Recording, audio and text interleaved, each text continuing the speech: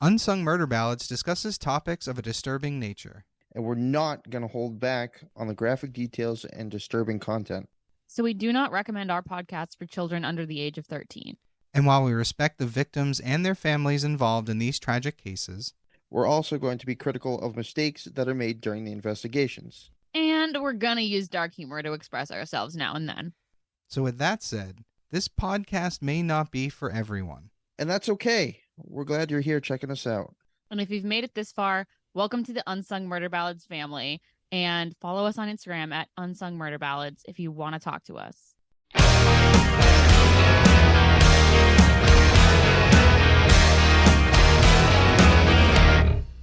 Hey everybody, welcome back to Unsung Murder Ballads. This is episode 144. I am Janus Dead.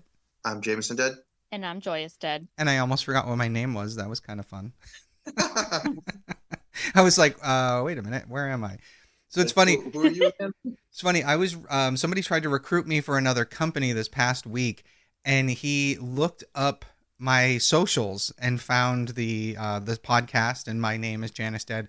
And during like a second interview, he asked me a lot of questions about it, and I was like, "This is fucking awkward." So yeah. Oh god. Yeah, weird. It's like, did he listen to it? I don't know that he listened to the podcast, but he did ask me about my rock and roll lifestyle based on the photos. And I was like, it's not quite as cool as it looks. Like that's a once in a while thing. Yeah. So as much as I wish I lived like a rock star every day, I do not. Your body couldn't possibly take it. No, I don't. You wouldn't be able to handle that now. That's what I'm saying. That's what she just said. My body wouldn't handle it. Like I can barely do it once every so often. I hate that. There we go. There's your gym motivation. I was going to say, I should post a picture of rock stars and say, go to the fucking gym. Right. All right. So tonight we've got something fun as these things go. They're not actually fun. This is pretty brutal stuff. And the teaser, I'm going to give you the teaser, but I got to say, I think we may have talked about this in passing before, but Joyous, I told your dad about this documentary once that I saw about this case, and I convinced him to watch the first 10 minutes, and he was so pissed at me because of what he witnessed. Okay, I've definitely heard that part of this story, but I did not hear about what was in said documentary. Well, the teaser doesn't go all the way to the point where your dad got really mad at me. But when I get there, I'm sure you'll know it. But when we get there, I'll tell you. Yeah, I'll be able to guess what disturbed my father. Oh, he was so pissed. I'll never forget it. All right, well, take it away. It's hard to push your dad to violence, but I think I may have come the closest. Honestly impressive. Right. Okay, so here's the teaser. At around 2:30 p.m. on August 28th, 2003, a man walked into a bank. He was wearing a white t-shirt, and he had a giant bulging collar around his neck. He came in with a short cane. A dog collar? No, this thing was massive. Like it was like God. contraption. Yeah. Oh my. He was also carrying a short cane, and once he got up to the counter, he handed the teller a note. This note read, quote, "Gather employees with access codes to the vault and work fast to fill a bag with $250,000. You have 15 minutes," unquote. Great. I'm sure. What if they have a time delay safe, idiot? Well, that's the thing. At this point, he lifts up his shirt and reveals that the device around his neck was a bomb. Oh. Saw that coming. So the teller explains to him that there's no way to get the vault open in the amount of time he's asking for because there are timers on these things to prevent this exact scenario. So he told them, what the teller told him, was that the bank could give him what was immediately on hand, which totaled about $8,700 or so. The man took the money. He casually began walking out, grabbing a lollipop off the counter on his way. And he right? And he calmly gets in his car and drives off. So this is the case. I've never heard about I'm so sorry to interrupt, but Go ahead. A suicide bomber bank robber is quite an interesting combination. It is definitely different. Yes. I told you, this is sort of fun, but not really. But yeah, what a fucking setup, right? Especially because Yeah. Lollipop grabbing, like just gonna walk out, no problem. Let's Right. go. And if it you almost feels like this is out of like a Joker. right. Yeah. Yep. And that's exactly, if you watch the video, the footage of this, that's exactly how it comes off. He's super casual, doesn't seem to give much of a shit at all. Grabs this lollipop, walks out, gets in his car, and drives away with his $8,700. So this is the case of Marjorie Diehl Armstrong, and this case is commonly known as the evil genius. Now, normally I refer to the perpetrator by their last name, but I'm going to call tonight's perpetrator Marjorie, because saying Diehl Armstrong over and over again, I guarantee you I'll call her Neil Armstrong, and I don't want to do that. It's too similar. Fair enough. It's too similar. The other title I wanted to give this case, but it was too stupid to use, was, quote, "You might be smart, but those around you, not so much." I thought that would be a funny title to give this one. But to begin, let's talk a little bit about this bank robber. His name was Brian Douglas Wells, and he was born on November 15th, 1956. At the time that we're talking about, at the time of this bank robbery, he's 46 years old and living in Erie, Pennsylvania. Now, growing up, he wasn't very studious, and he ended up dropping out of school. And then for the next 30 years, and I can't imagine having a job for 30 years, but he was a valued employee of Mamma Mia's Pizzeria as a delivery driver. Wow, he just vibes with the deliveries. So he was a pushover employee. I can't imagine only being a delivery driver for 30 years. How low That's are what your... I'm saying. There's got to be some kind of something. It's just weird. Like, I could It never... is. I don't know. I couldn't go down. I couldn't stay at that level for 30 years. You know, if I had a job that I vibed with and it wasn't too hard and I could just shut off my brain, wouldn't be too bad. All right. I can, now that you've said it that way, where like you have zero responsibility, but you make enough to do the shit you love to do. Okay. Fair. I just don't know that. Right? I just don't know if I would have that lack of ambition. Fair enough. Not judging this guy. I'm just saying it's not how I could live. We can judge him all we want. I mean, he's the perpetrator. Oh, just wait, my friend. So he was described as likable, friendly, outgoing, social, and maybe a little bit naive and childish. According to his friends and family, he loved music, movies, and he was really into scavenger hunts. Which seems random until we continue and you see how this plays out. Oh my goodness. So on August 28th, 2003, around 1:30 p.m., an hour before he will walk into the bank, Mamma Mia's Pizzeria gets a phone order for 2 pizzas to be delivered to 8631 Peach Street. Brian took the call, and this address was only a few miles away from the location, and it's the address of a television station's transmitter tower, not like an Weird. actual residence. I have expected it to be a fake address. It pretty much is. It's at the bottom of a dirt road, and it's a random place for you to be delivering pizzas to. Now, having worked in a delivery-type restaurant environment, there are, steps you should be taking when you get a red flag like this. But for whatever reason, they didn't take that measure here. And it would later be determined... Not such a sophisticated MapQuest situation. I guess, Back but in 2003. It's 03, exactly. But I mean, even, like, for example, Domino's Pizza, there's big maps on the wall, and you can see, like, your delivery area. So they should have had some idea, especially someone who's been delivering there for 30 years. True. Knows the area real well and is like, what the hell is this address? He should have been suspicious. It would actually later be discovered that the call that placed that order came from a Shell gas station not too far from where the delivery site was. Interesting. So Brian would take this delivery himself. Then at 2:28 p.m., Brian walks into a PNC bank and robs it wearing what appears to be a bomb around his neck. Oh, so someone put that on him. Makes sense. So again, this thing is large and awkward, but Brian's behavior being so nonchalant and casual, people thought it was really suspicious on his part. So he took the money and he drove away like it was any other day. The bank obviously calls the police, and it wasn't long before state troopers had stopped Brian and arrested him. There was no chase or anything like that. This dude was literally just standing outside in a nearby empty parking lot.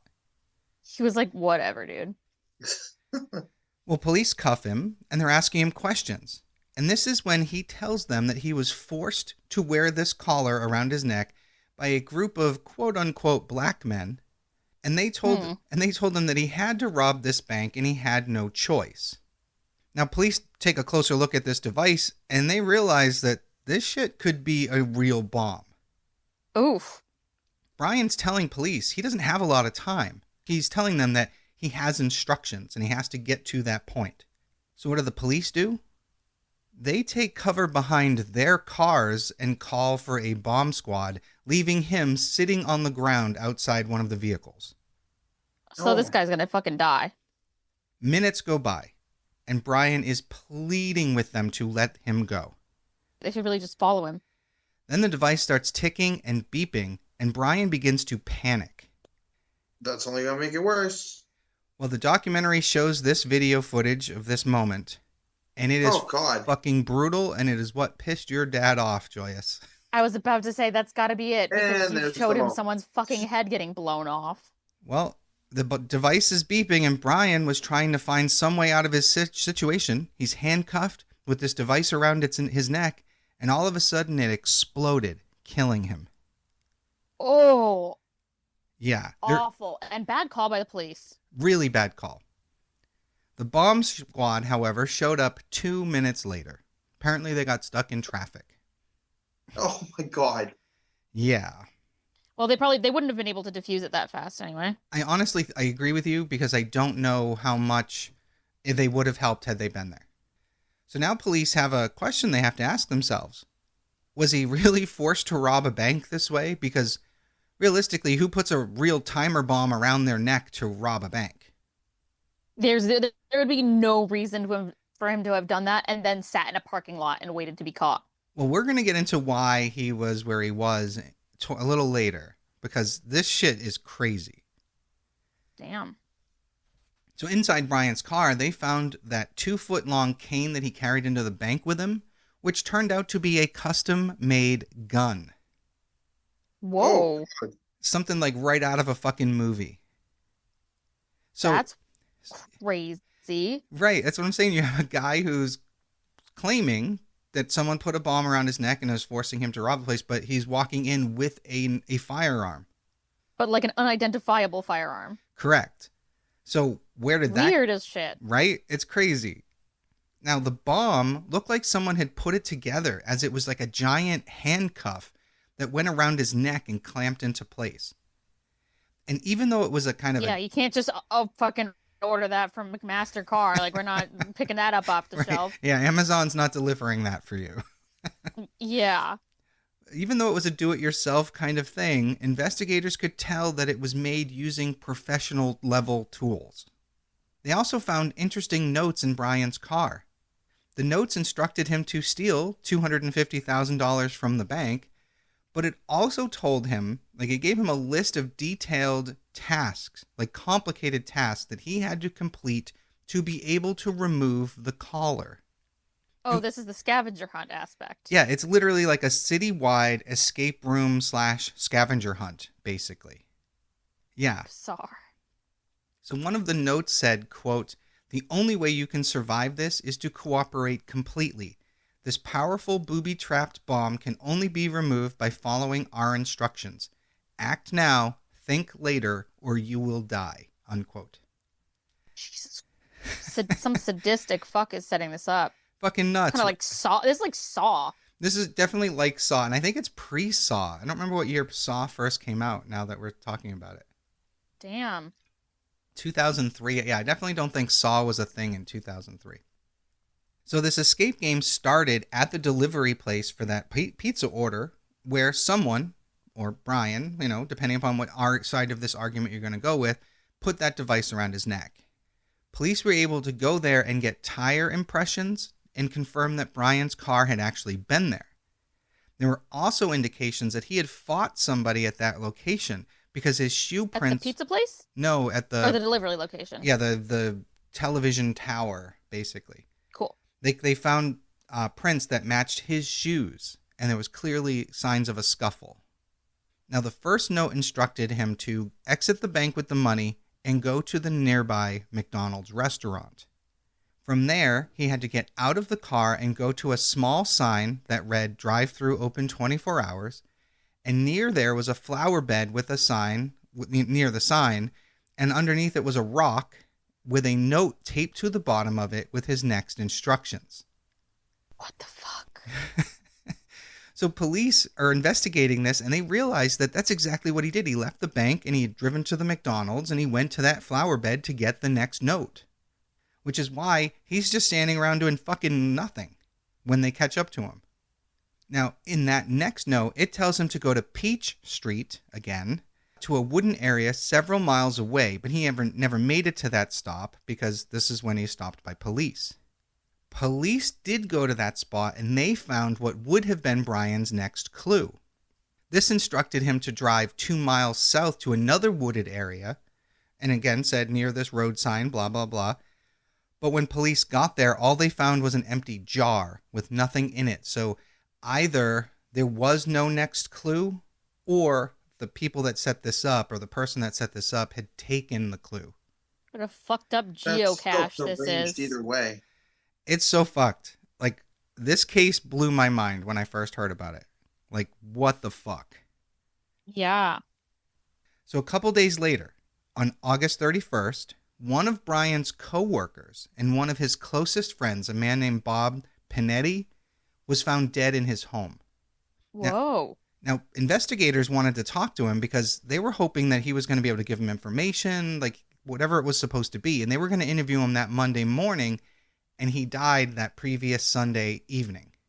Not a lot is known about it, and maybe it's a super coincidence because he had a drug problem and his death was ruled an accidental overdose. But who knows? Really strange either way. Very strange. Just the timing makes it weird. Yeah, it's very suspicious. So, 3 weeks after Brian's death, police received a call from a man named Bill Rothstein.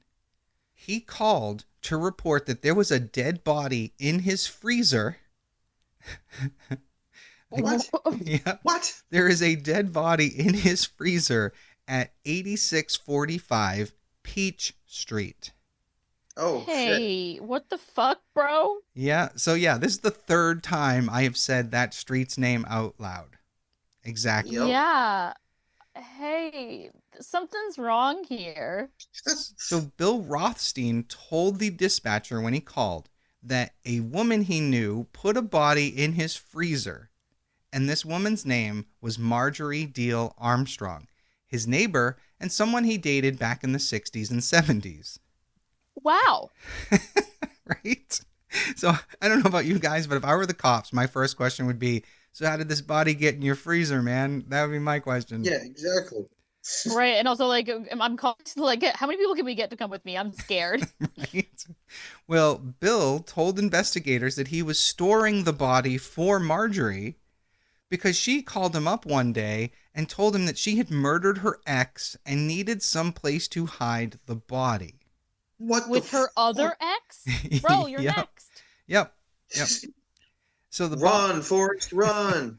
the body was identified as a man named Jim Roden or Rodden. Don't know how to pronounce that. We'll go with Roden. Now, Bill was going to go along with this and help Marjorie out, but she started asking him if he had a meat grinder because she wanted to grind up the body. Not the Sweeney Todd reference. Yes. 3 times through the grinder. Well, 3 times. Well, apparently that made the situation too much for Bill, and he called the police to report his own involvement. Wow. We love to see this. Absolutely Somebody batshit drawing crazy, the line, right? saying, okay, I'm done. Love to see it. So police went to his house, and they reported that it was disgusting. It was full of random things. There was trash everywhere. It was all just filthy. Gross. But when they saw the body, they then went out and arrested Marjorie, and she claimed that Bill was trying to blame her, and he was the one who actually killed Jim. Wow, what a bitch. Well, it took 4 days for the body to defrost enough for them to run tests on Oh, No. My lord. Oh. Yeah. So at that point, they found out that Jim had been shot in the head by a shotgun and then put in this freezer. So let's talk a little bit about Okay. Marjorie Diehl Armstrong. This woman, I don't know how to start with her. She's incredibly intelligent. Psycho. Well, she's also incredibly intelligent. She graduated 12th in her class. She received her bachelor's degree in sociology and a master's in education. She also readily admitted that she was mentally ill and was very transparent about that fact. It's not a flex. She would brag to people that she had just met that she was bipolar. By the time she was 23, she told a therapist that she thought there was something wrong with her mind. She had trouble making and maintaining close relationships. She had crippling anxiety. Over the years, various professionals had diagnosed her with bipolar disorder, narcissism, and severe personality disorder, among others that I didn't bother to list because it's quite the list. That's a tough list. Yeah, and that's just 3 of them. Woof. Yeah. She had difficulties keeping down a job, maintaining relationships, and she struggled with everyday life. Now, she had been married previously, but her husband supposedly died from falling and hitting his head on a coffee table. Bullshit. Absolute bullshit. Well, during his injury, but before his death, he was in the hospital, and when he passed, Marjorie was able to sue the hospital for negligence and won. Oh my God. Wow. Yeah. After his death, Marjorie asked the hospital if she could keep one of his bones, preferably his leg bone, What? because she was hoping that one day she might be able to clone him. Wow. That's interesting. Oh, Do we know if they gave it to her? It does. I could find nothing on that. I'm going to assume the answer is no. But yeah, I don't know. Sometimes it's like if they take something out of my body, I feel like that belongs to me. I guess it depends. I mean, we used to joke all the time about asking for things like tonsils or kidney stones. I don't know if they'd actually give you any of those. Yeah, I don't know. It might be different state by state too, because there are certain. Very true. Or just if the doctor's like, "Oh, you're nasty." Right? Yeah, that's true too. So as crazy as all that sounds, this isn't the only case of quote-unquote bad luck when it comes with Marjorie and men. There are actually 5 men in her life that have died under strange circumstances. Yikers. One of her boyfriends killed himself right after she moved out. Strange. In 1984, she was arrested for killing a boyfriend named Robert Thomas, but she was acquitted on the grounds of self-defense. So, yeah. When she was arrested for Jim Rodden's death, him being found in Bill's freezer, she, again, claimed she was completely innocent. Bill ended up testifying. And they're looking at her criminal history and saying, yeah, okay. Yeah, find any reason to keep this woman behind bars. Exactly. Mm-hmm. Bill ended up testifying that the reason Marjorie killed Jim was because they were fighting over finances. So the judge ordered Marjorie to stay on trial. Like, he basically indicted her if she was going to trial. Now, Bill Rothstein here, he didn't walk away scot-free. He did hide a fucking body. That's crazy. But he had made a decent plea deal for himself because he was cooperating and helping police. So he would only spend a few years in prison on smaller charges, basically, is what they were throwing out there. Now, Marjorie, on the other hand, continued to publicly state that she was innocent and Bill was the real guilty party. She said that he killed Jim Rodden and maybe Brian Wells, the bank robber here.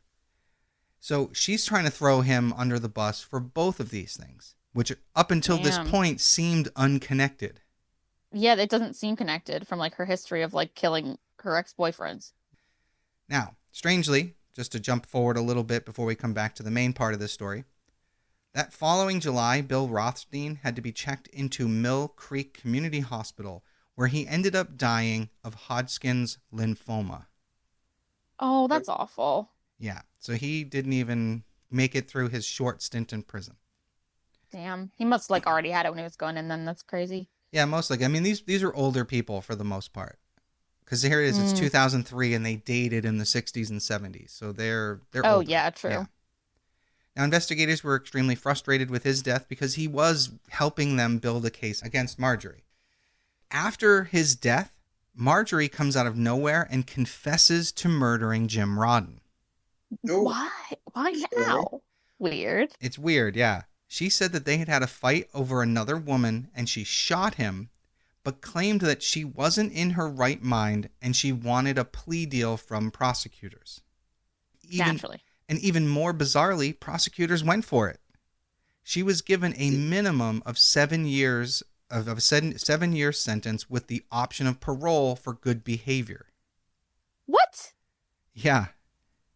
Fucking weird. I I don't guess maybe they didn't have much proof. I mean, not really, I suppose, because the guy was kept in a freezer, although that would preserve DNA, you would think. So, I don't know. It's weird. So weird. After her sentence, she was sent to a mental institution to get help. It doesn't stop there because while Marjorie is in jail, she wrote a letter to police. Oh, Oh, God. Lord. In short, she was trying to get a reduced sentence by offering them information she claimed to have about a completely unrelated case. But police weren't biting. Like they didn't pay much attention to her. So then she turned around and said, okay, she kind of ups the ante here. And she claimed that she had information about the pizza bomber case. And she said that she had proof that Bill Rothstein was the criminal behind it. Whoa. So at And this of course, he can't defend himself now that he's dead, so Yeah, it's like exactly, inconsequential. Exactly. And this is obviously a play on her part because she's trying to get a reduced sentence for the death of the guy in the freezer. Right, which she already has such a low sentence. But she clearly thinks she can get that wiped, which is crazy. Insane. So at this point, the FBI feel that they have enough information to move against Marjorie for being involved since she claims she has this insider knowledge. So they got a warrant to go through her personal belongings. And this is when they find a really weird letter in her belongings. It was an angry letter that she had written to PNC Bank, the one Brian had robbed. Now, bear with me because this gets a little weird. All right. Marjorie and her father did not have a very good relationship. They were estranged. And Marjorie had a safety deposit box in that bank where she kept valuable personal items. For whatever reason, PNC Bank let her father have access to this safety deposit box, and he took everything that was inside of it. Ooh, that sucks. Well, that's awful. So she was pissed. She was pissed at that bank. She was pissed at her father. And this just kind of started boiling over. So the FBI are sitting here connecting dots now, right? I mean, they're seeing a path. It's a weird one, but it's a path. Mm-hmm. And Marjorie was convincing enough that police started to think that Bill, this guy who died in the hospital here, might have been involved in the bank robbery and maybe even Brian's death. And they started looking into him even though he had already passed away. I mean, at this point, they're maybe just trying to close the case. Yeah, that makes sense.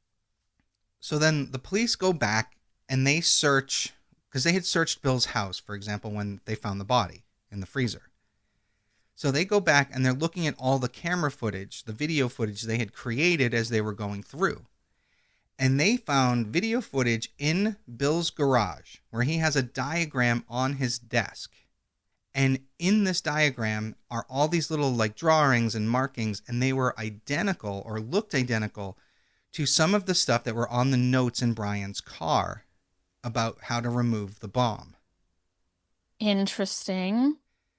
They were also able to compare his handwriting to the notes and found that it was pretty much a match for what was on the scavenger hunt notes. And it turns out Bill was really good at like do-it-yourself custom building stuff. And they realized that he was the one who built the collar. Damn. Unfortunately, by the time they made these discoveries, Bill was dead. So there's nothing they could really do. But it was at this point that some women came forward who were fellow inmates at the prison where Marjorie's being kept. And they claimed that she was boasting that she was involved in the bank robbery heist while she was in jail with them. Oh my God. That's not smart at all. No, and that's what I mean when I said Everyone there's looking for their angle to get less time. right. And I was saying, like, when I said earlier, you may be smart, but everybody around you is not so much. You know? Yep. So one inmate even took notes of everything Marjorie was saying. And these notes literally included her saying that Bill was the one who built the collar, but all of them had worked on the idea.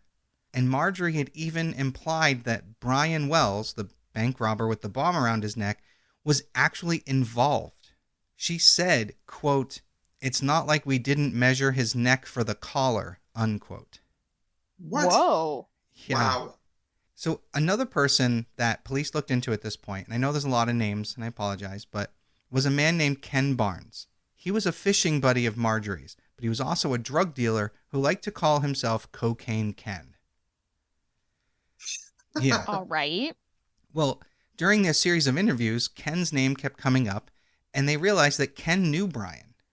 So the authorities figure, what the hell? And they manage to get a search warrant for Ken Barnes' house. And they go there, and just like Bill's, the guy who eventually died, his house is disgusting too, but even worse. Like, Ew. there's literally like dog shit on the floor and random mattresses all over the place. Complete and Ugh. utter filth. Yeah. That's nasty. Awful vibes. So when they were in the house, they didn't find anything that particularly linked Ken directly to the bank robbery.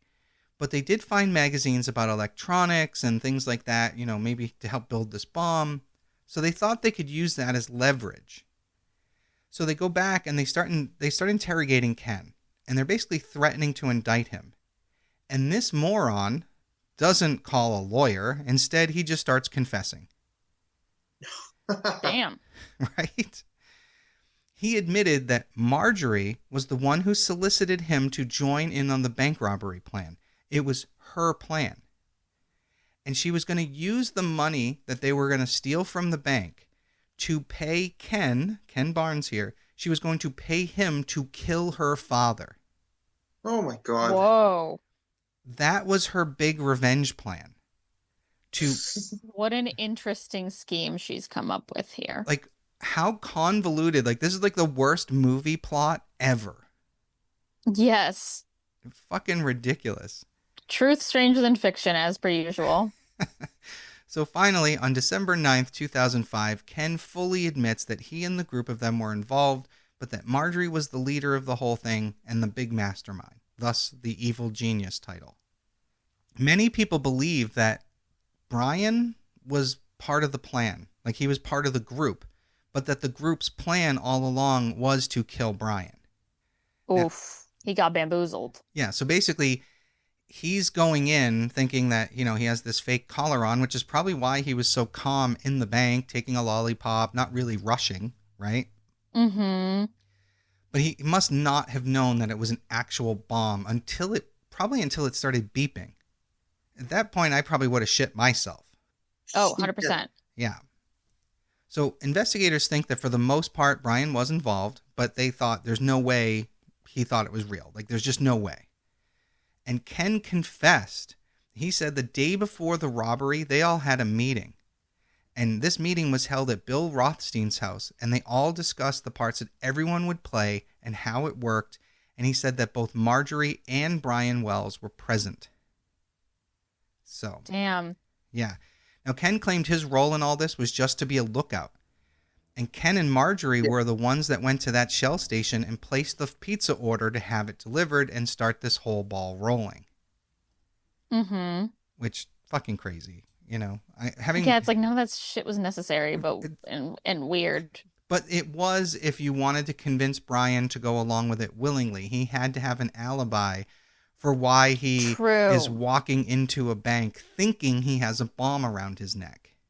True. It's all very Looney Tunes. It's so, like, the idea that they didn't take the time to try to find out how long a timer might be on a vault is weird. Right. But yet they learned how to build an entire bomb collar. Right? It's so stupid. It really is. It's like cartoon logic. Yeah, I 100% agree. So this whole plot is cartoon logic. For real. It's hard. It's hard to believe this is real life, but here we are. Right? It's so stupid. Yeah. So investigators believe that when Brian got there, they brought out the device, and he either realized it might be real or maybe tried to change his mind. But they, based on the footprints and the evidence of a scuffle, it looks like they forced him to put that collar on. Mm-hmm. Now, according to Ken, Marjorie was the one that said to him, if anyone catches you, tell them a bunch of black guys did this to you. Great. And then from there, he's off to the bank, and some of them even went so far as to be across the street from the bank with binoculars watching everything he did. Oh, my God. Yeah. Now, I do want to state that there are other people involved in this. This case is very convoluted. There's a lot more names, a lot more people. I didn't include them here for the sake of being able to have everyone easily follow this as much as you can. So everything I took out wasn't super relevant. And if any of our listeners want the full details, the Netflix documentary is called Evil Genius. I highly recommend you watch it. But I couldn't include everybody. This shit was crazy. So 4 years after the bank robbery, on July 9th, 2007, officials finally charged Marjorie Diehl Armstrong and Ken Barnes with the bank robbery.